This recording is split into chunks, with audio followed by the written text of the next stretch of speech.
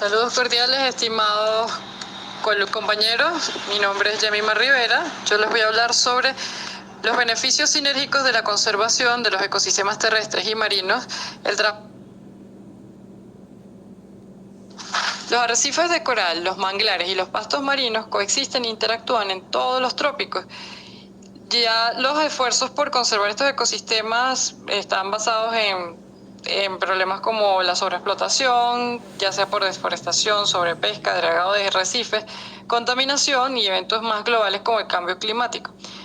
Pero los esfuerzos por conservar a menudo están dirigidos a conservar los sistemas de manera individual y urge la necesidad de tomar medidas adicionales para gestionar conjuntamente estos ecosistemas, ya que hay una estrecha conectividad de los ecosistemas y eso puede beneficiar a los hábitats adyacentes, lo que sugiere una conservación integrada en el margen terrestre, en el margen marino, siendo la suma de sus partes, es decir, la conservación en la tierra y en el mar. Que los pastos marinos, los manglares y los arrecifes de coral habitan en la zona dinámica de transición tierra-mar y eso facilita interacciones beneficiosas. Los manglares y las praderas sirven como viveros y refugio para peces y los tres hábitats participan en el intercambio biogeoquímico y trófico facilitado por los organismos costeros migratorios. Además, los manglares y los pastos marinos regulan la descarga de sedimentos en tierra, mitigando los flujos extremos de sedimentos que pueden sofocar a los corales. Los arrecifes y las praderas marinas, a su vez, protegen a los manglares de la acción de las olas e impulsan un intercambio biótico beneficioso en las comunidades de manglares. Y más allá de estos vínculos ecológicos, estos tres ecosistemas pueden canalizar distintos tipos de actividad humana entre sí. Por ejemplo, en los arrecifes se pueden catalizar un aumento de turismo en cada ecosistema. La planificación integrada tierra-mar sigue siendo un desafío en la práctica. La cuantificación de los procesos tierra-mar requiere a menudo de una modelización compleja en entornos con escasez de datos, lo cual es difícil de complementar en los cortos plazos de planes de gestión geostera. Entonces, los espacios terrestres y marinos generalmente son administrados por múltiples agencias gubernamentales que carecen de mandatos legales o de protocolos para compartir la autoridad. En cuanto a las tendencias espaciales de los hábitats de manglares, pastos marinos y arrecifes, es importante resaltar que entre los años 2000 y 2016 hubo una pérdida del 0,13% anual por temas como la acuacultura, por causa de la acuacultura, la expansión urbana y otros factores humanos. La deforestación de los manglares ha disminuido desde la década de 1980. Entonces, los manglares fueron talados a un ritmo de 0,99% anual. Y bueno, las mejoras recientes se atribuyen tanto a una mayor conservación como a la baja de los manglares restantes para deforestar. Ahora, en cuanto a las praderas marinas, la estimación global de la extensión y pérdida de hábitat son inciertas. Esto puede oscilar entre 177.000 a 600.000 kilómetros cuadrados o aún más. Se estima que hay un promedio de pérdida anual entre 1,5% que hay desde el año 1990 hasta el 2016. Pero también se ha encontrado que entre el año 1891 al 2018 las praderas marinas experimentaron una disminución de menos de 2% anual, pero las tasas de pérdidas fueron muy variables entre las regiones. Respecto a los arrecifes de coral, un 22% de los arrecifes de coral sufren factores estresantes locales como la contaminación por nutrientes, mientras que un 72% de los arrecifes se ven afectados por factores locales como globales, como la contaminación oceánica, calentamiento y otros factores estresantes. ¿Qué pasa entonces? Para salvaguardar esta decadencia que ocurre en las praderas, los manglares y los arrecifes de coral, las áreas protegidas se han ampliado para incluir al menos 19% de los manglares y un 27% de los arrecifes en todo el mundo. Pero el problema es que la porción total de los pastos marinos protegidos hasta este momento no han sido reportados. Los pastos marinos a menudo se pasan por alto en la conservación marina y solo 243 de las 4.000 áreas protegidas de todo el mundo incluían los pastos marinos. Y una revisión de los planes de gestión, de manejo de los pastos marinos de 20 regiones de todo el mundo reveló que los planes de conservación existentes carecen de elementos claves como evaluaciones de impacto acumulativo. Bueno, en este mapa señala los lugares donde existen manglares, arrecifes y praderas marinas que se encuentran a 1 kilómetro de distancia. La intersección, en la A está la intersección amortiguada entre los tres sistemas, donde se proporcionan tasas relativas de concurrencia a escala global. Las regiones en donde los sistemas se cruzan fuertemente está América Central, en donde se encuentra el arrecife mesoamericano, en especial en Belice, aquí en el Caribe. El Mar Rojo, está el Triángulo del Coral, donde particularmente es en Malasia, está señalada Madagascar y la Gran Barrera de Corales. En la B, en el mapa B, están las zonas de intersección de los hábitats que se encuentran dentro de las áreas actualmente protegidas. Bueno, ellos hicieron una especie de tabla en donde habla de los disturbios antropogénicos que afectan, voy a empezar con los manglares. Una de las primeras causas viene siendo la tala. Esto ocurre por la acuacultura, el desarrollo, genera una pérdida de la cobertura de manglares, y el promedio anual es de 0,18% en el sudeste asiático. También hay cambios en la composición de peces, hay un reordenamiento en las comunidades de peces, también hay un reordenamiento en los conjuntos de especies, donde hay especies zooplantívoras en comparación con el componente bentónico.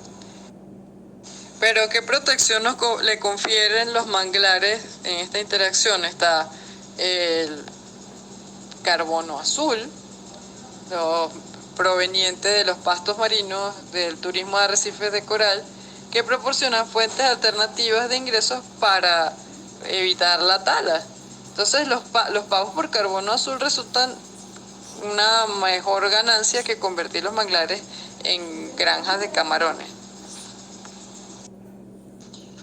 Bueno, ahora vamos a hablar del dragado. El material de relleno después de tala de manglares fue ser dragados de arrecifes cercanos.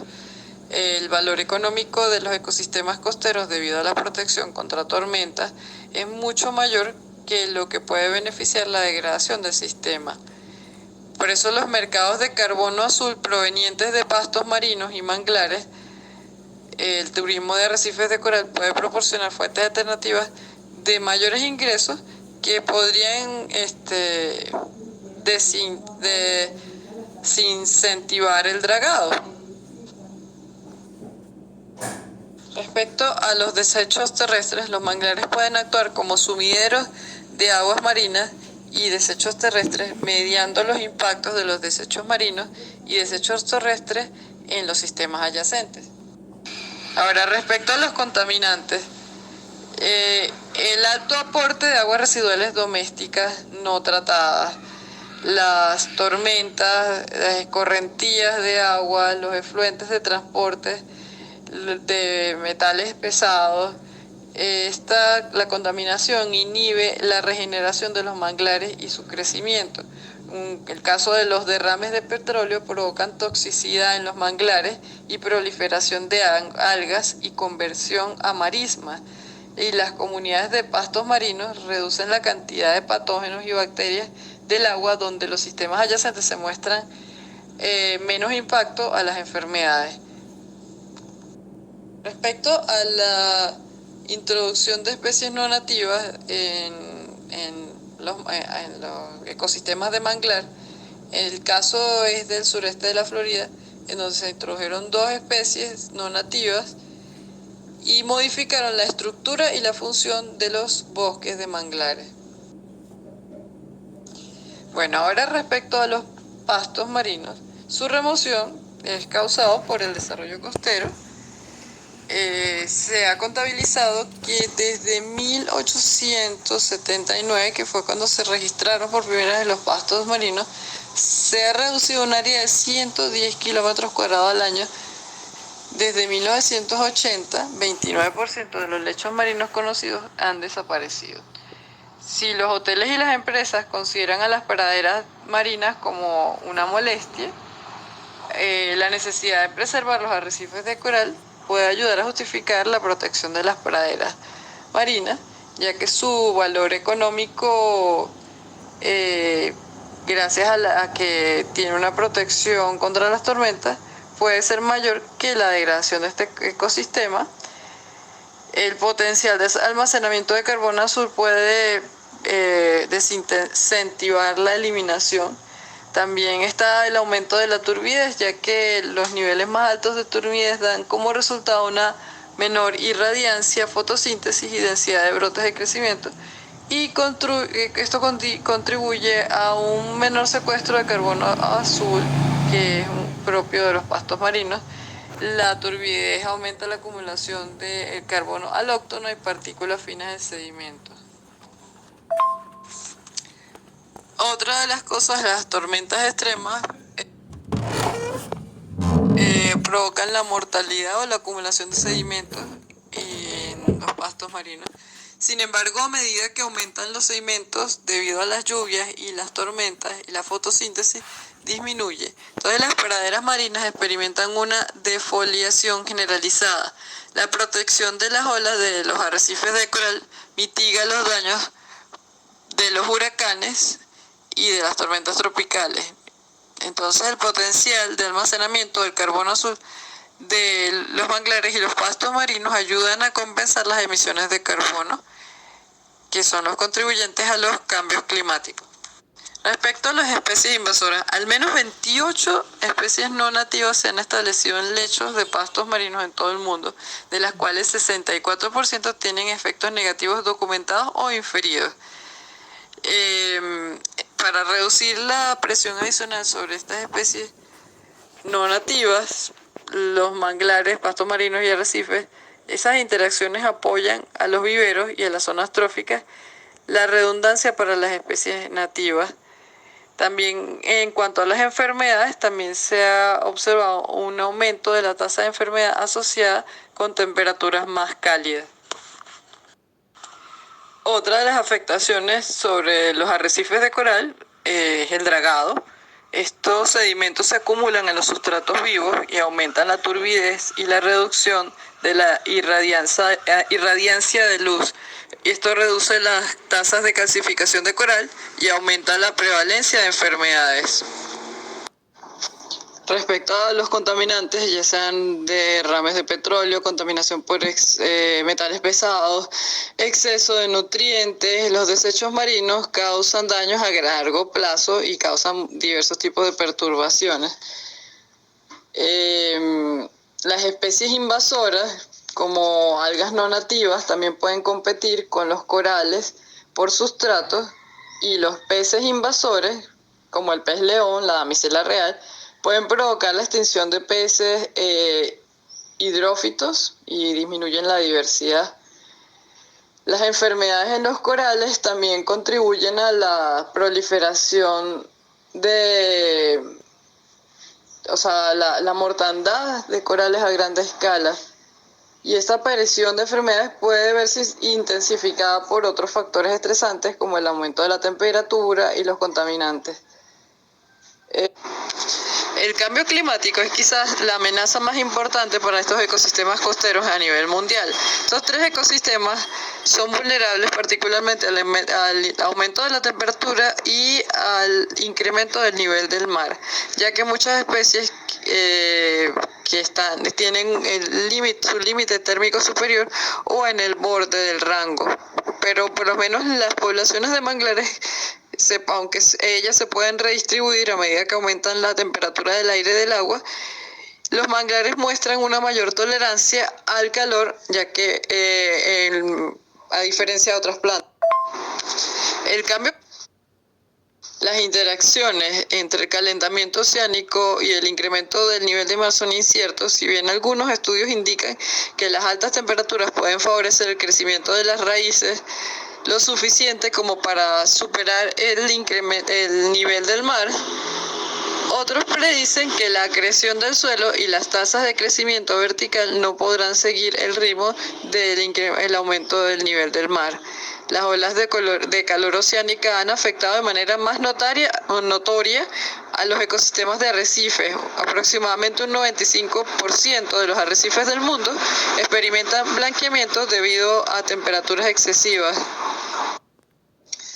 Bueno, respecto a la tolerancia que puede llegar a tener, la resistencia que puede llegar a tener las praderas de talasia a un derrame petrolero, se hizo un experimento demostró su resistencia a corto plazo, pero aumentó la mortalidad después de 5 horas de exposición.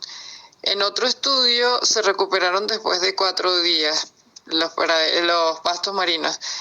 Pero los arrecifes y los manglares son sensibles al petróleo y los derrames de petróleo han causado fuertes disminución de su cobertura y la diversidad de corales, en especial las especies ramificadas como acróporas. Al menos 238 derrames de petróleo han afectado hasta 1,4 millones de hectáreas de los hábitats de manglares desde 1958, destruyendo un total de 126.000 hectáreas de manglares. La solución radica en el uso de la bioremediación para degradar el petróleo y al mismo tiempo preservar los microbios del coral beneficiosos. Las especies no nativas alteran el conjunto de las especies que coexisten en estos tres ecosistemas. Bueno, para enfrentar las crecientes amenazas que presentan estos tres ecosistemas, se requiere una conservación estratégica de tierra-mar, y esta se ha convertido en una prioridad crítica. Cuando se trata de proteger estos tres ecosistemas, se aumentan sinérgicamente los beneficios de la conservación debido a la retroalimentación positiva en los límites del hábitat.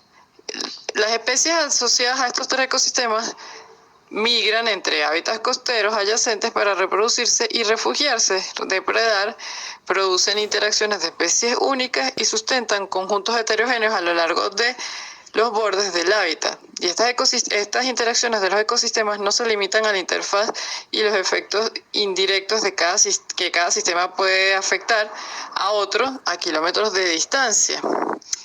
El papel de los hábitats limítrofes en la promoción de la resiliencia entre amenazas, como las mencionadas anteriormente, ha recibido poca atención en estudios anteriores. Sin embargo, esta nueva revisión de las interacciones de estos tres ecosistemas se encuentra en que los hábitats limítrofes pueden llegar a lograr las siguientes eficiencias en la conservación, como por ejemplo, aumenta la resistencia a las perturbaciones, crean un soporte estructural o amortiguan el flujo de factores estresantes externos, contaminantes y energía de olas, aportan una alta diversidad y conectividad, apoyan especies en múltiples etapas de su historia de vida, en sus niveles tróficos dentro de un espacio relativamente pequeño, un área geográfica. Los efectos de estos hábitats proporcionan refugios para especies desplazadas por la destrucción. Estos hábitats recién ocupados pueden ser funcionalmente similares a los hábitats perdidos o sustentan solo a ciertas especies. Y también se crean incentivos contra la destrucción. Como Como existen numerosas lagunas de investigación respecto a la ecología funcional de las interacciones de estos tres ecosistemas, hay una falta de conciencia científica pública sobre los beneficios de las praderas marinas para la sociedad y el declive global que plantean los desafíos para priorizar su conservación. Como se señaló, los hoteles suelen dragar las praderas marinas porque les tienen una molestia y el público adicional también. La educación siempre es necesaria para resaltar los beneficios de las praderas marinas para los arrecifes de coral. El área global de estas praderas es muy incierta, como lo mencioné anteriormente. Debido a los sesgos nacionales, también hay una dificultad para detectar los pastos marinos en conjunto con datos históricos de teledetección. También se necesita con urgencia herramientas de seguimiento de las praderas marinas. Además, hay resultados contradictorios respecto al papel de los manglares como refugios climáticos para los corales. Por otra parte, hay muchas especies de corales que se encuentran creciendo asociados con manglares, pero por otro, la poca luz y los sedimentos extremos y las condiciones bioquímicas de los manglares seleccionan a los corales especialmente adaptados. Entonces, si los corales que habitan en los manglares están especializados únicamente en hábitats de manglares, pueden ayudar a complementar el asentamiento larval.